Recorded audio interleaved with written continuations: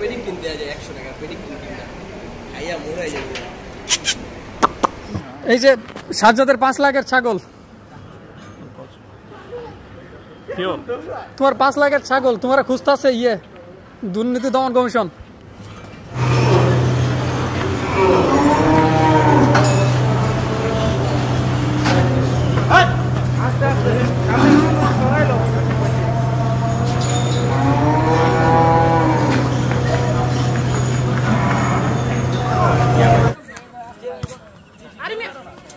Wow, সেই মার দিছেন।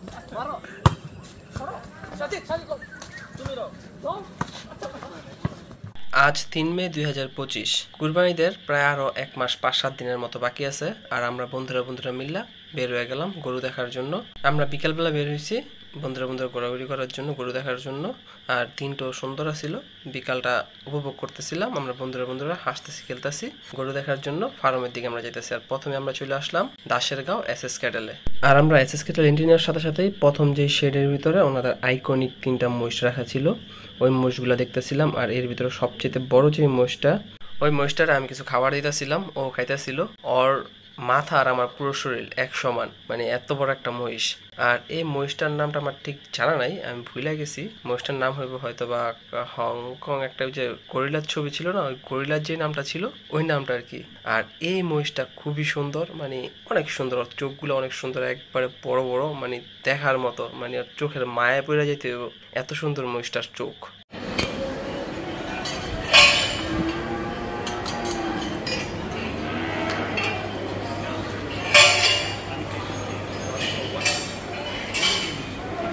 Hi.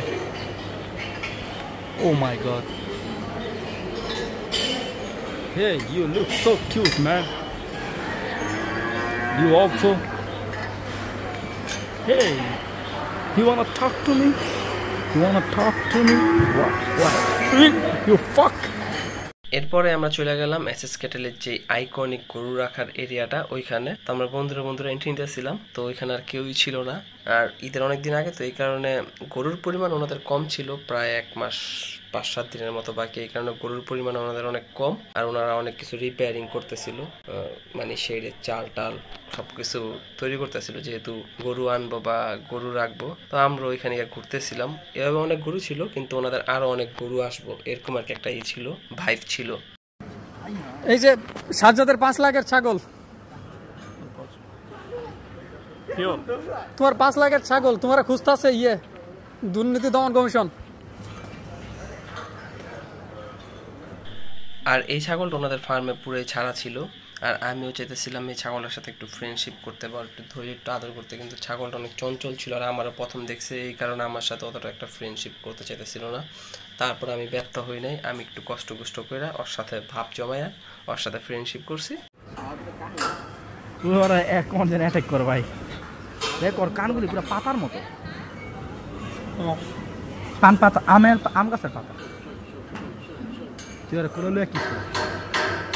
আর এসএস ক্যাটেলে থাকা অবস্থায় আমরা দেখলাম দূরে একটা স্থাপনা, যেটা নাকি খুবই সুন্দর লাগতেছিল দূর থেকে, মসজিদ বা মাদ্রাসা এরকম কিছু হইব। তো আমরা বন্ধুরা মিললে আমরা বলে চল একটুখানি গিয়ে ঘুরে গেটে আসি, দেখে আসি জিনিসটা। তারপর আমরা গেলাম, গিয়ে দেখলাম যে একটা মাদ্রাসা প্লাস মসজিদ, মাদ্রাসা মসজিদ দুটোটাই খুবই সুন্দর ছিল, মানে দেখার মতো। প্লাস এটার যে আশেপাশের পরিবেশ মাদ্রাসার, তো এটাও খুবই সুন্দর, মাঠ আছে, গাছ আছে, খুব ভালো লাগছে। আমরা ওইখানে গেলাম।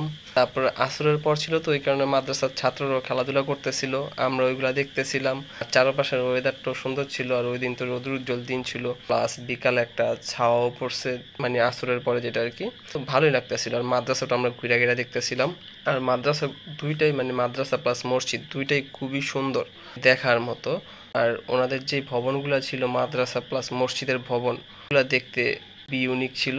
আর প্লাস মাদ্রাসার যেই বলে পরিবেশ, ওটা তো না বললেই না। আমরা কি করলাম, আসরের পরে যেহেতু মাদ্রাসার ছাত্ররা খেলতেছিল, আমরা ওদের সাথে একটুখানি শেয়ারিং করে একটু খেলাধুলা করলাম। ওরা ভলিবল খেলতেছিল, আমরা বললাম আমাদের একটু নিয়ে আনো, আমরা একটুখানি খেলি। তো ওরাও না করলো না, ওরা আমাদের নিয়ে নিল, আর আমরা ওদের সাথে ভলিবল খেললাম। তো খুবই মজা লাগলো, কেননা অনেকদিন পরে খেলাধুলা করতেছিলাম। আর এই ভলিবলটা আমি প্রথমবারের মতো আর কি খেললাম ওই দিন।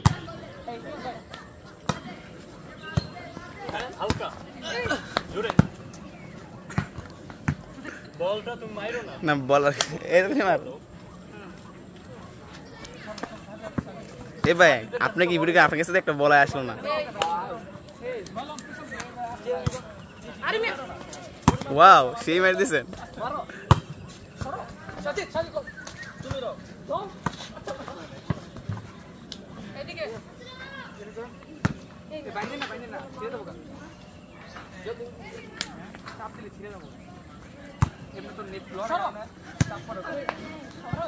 আর আমরা খেলতে গিয়ে ছোট্ট একটা দুঃখজনক বিষয় ঘটায় ফেলাইছিলাম। মাদ্রাসার চারপাশে প্রচুর পরিমাণে আম গাছ ছিল, আর আমরা ভলিবল খেলতে গিয়ে ভলিবলটা আম গাছের উপরে পড়ছিল, পড়ার কারণে একটা আম পড়ে গেছিল। ঘোরাঘুরি প্লাস খেলাধুলা করার পরে আমাদের ক্ষুধা লাগছিল, তো আমরা দাসেরগাঁও স্টানেই ভাজাপুরি খাইলাম। খাওয়ার পরে এই দাসেরগাঁয়ের বিখ্যাত চাটা খেলাম। আসলে চাটা খুবই মজা ছিল। আমাদের প্ল্যানিংয়ে ছিল খাওয়া দাওয়া প্লাস ঘোরাঘুরি করা, আর এর ভিতরে আমাদের লক্ষণ খোলা তারাশের শরবতটা খাওয়ারও একটা প্ল্যানিং ছিল, যেহেতু এটা খুবই মজা আর গরমের দিন যেহেতু। আর ওই এলাকাটা একটু ঘোরাঘুরি করার ইচ্ছা ছিল, যেহেতু ওইদিকে একটা মাঠ আছে, মাঠটার আশেপাশের এরিয়াটা অনেক সুন্দর, কিন্তু সন্ধ্যা হয়ে যাওয়ার কারণে আমরা ওরকমভাবে ঘুরতে পারি নাই।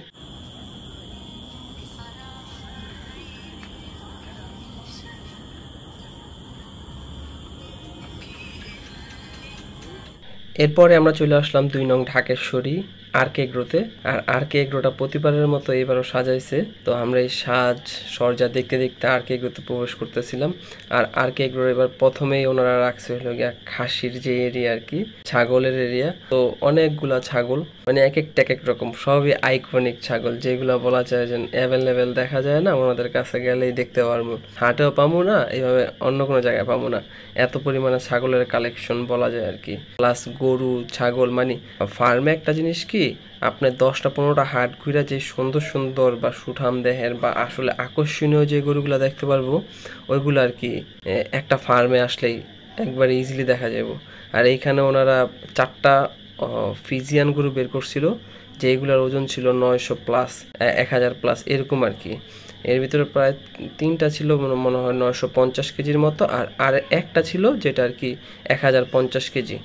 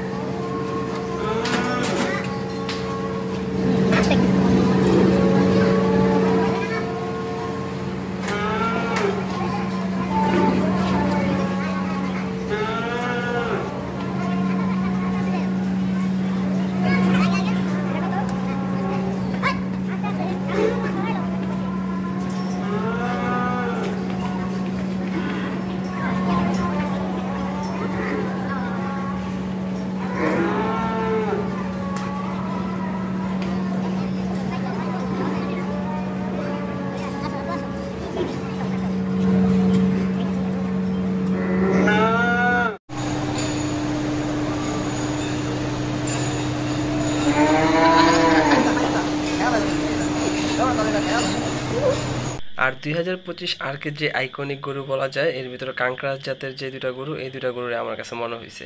আর ওই দিন আমি আমার বন্ধুদের নিয়ে এসএসএ আর আরকেতে ঘোরাঘুরি করতেছিলাম, গরু দেখতেছিলাম, কিন্তু এদিক দিয়ে আইডিয়াল এগ্রোতে গরু বুকিং দিয়ে ফেলাইছে। এই একটা যেটার নাম নাকি ছিল জিল্লু, আর এই একটা এটার নাম হলো গিয়ে গুন্ডেরাজ। দুটোটা গরু দেখতে খুবই সুন্দর ছিল। তো আমরা আবার নেক্সট ফ্রাইডে ভাইরা মিল্লা চলে গেলাম বুকিং করা গরু দেখতে, আর ওদের সাথে ছোটোখাটো করে ফ্রেন্ডশিপ করতে। কেননা যেহেতু বাসায় যাই বা বাসায় গেলে তো আগের থেকে একটু পরিচিত থাকলে দেখা যায় ওদের সাথে ফ্রেন্ডলি হওয়া যায় খুব তাড়াতাড়ি। আর তার সাথে সাথে আমরা ফার্মটা একটু ঘুরে ঘুরে দেখতেছিলাম। ফার্মটা মোটামুটি এভারেজ একটা ফার্ম বলা যায়, মানে অত একটা লাইট লিটিং করা নাই, মোটামুটি বড় একটা ফার্ম, অনেকগুলা গরু।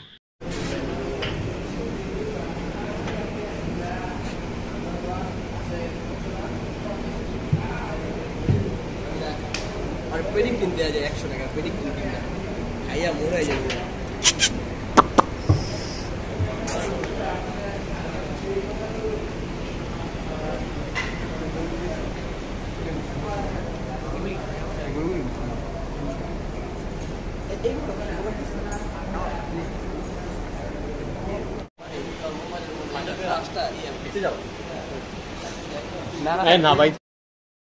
আমি যেহেতু গরুর সাথে ফ্রেন্ডশিপ করতে আসছি, মৃদুল আমার বলতেছিল ভাইয়া ভিতরে যাওয়ার, আমিও কি করছি গেট খুলা গরুর ওইখানে চলে গেছি। কিন্তু জিল্লু একটু শান্ত ছিল, কিন্তু একটু চালাক চতুর আর পাজি ছিল হলো গুন্ডেরাজ। বাইরে বাইরে করুন সবাই মিলে দৌড়াদৌড়ি করি একটু। আমার কাছে আইডিয়াল এগ্রোটা ঘোরাঘুরি করে মনে হয়েছে যেন ওনারা আসলে গরু পালার জন্য আর কি ফার্মটা দেয় নাই বা এগ্রোটা দেয় নাই, ওনারা মূলত মনে হয় কুকুর পালার জন্য এটা শুরু করছিল, বা ওনারা মনে ইন ফিউচার কুকুর পালবো, কারণ ওনাদের ওইখানে প্রচুর পরিমাণে কুকুরের কালেকশন আর অনেক সুন্দর সুন্দর কুকুর আছে, যেখানে নাকি কেউ গরু কিনতে গেলে যারা কি কুকুরের শখ উনি কুকুর কিনে নিয়ে পড়বো গরু বাদ দিয়া, কারণ ওনাদের গরুর থেকে ওনাদের কুকুরগুলো অনেক সুন্দর ছিল আর অনেক বেশি অ্যাট্রাকটিভ ছিল। তো কুকুরগুলো দেখতেছিলাম প্রায় ওনাদের কালেকশন 15 থেকে 20টার মতো কুকুর ছিল নাকি, সবগুলা কুকুরই দেখতে খুবই সুন্দর আর ছিলাম খুবই হিংস্র আছিল অনেকগুলা। সকালে আমার দরকার ছিল এই হ্যাঁ এটা তেমনি পুরা হিটে আছে।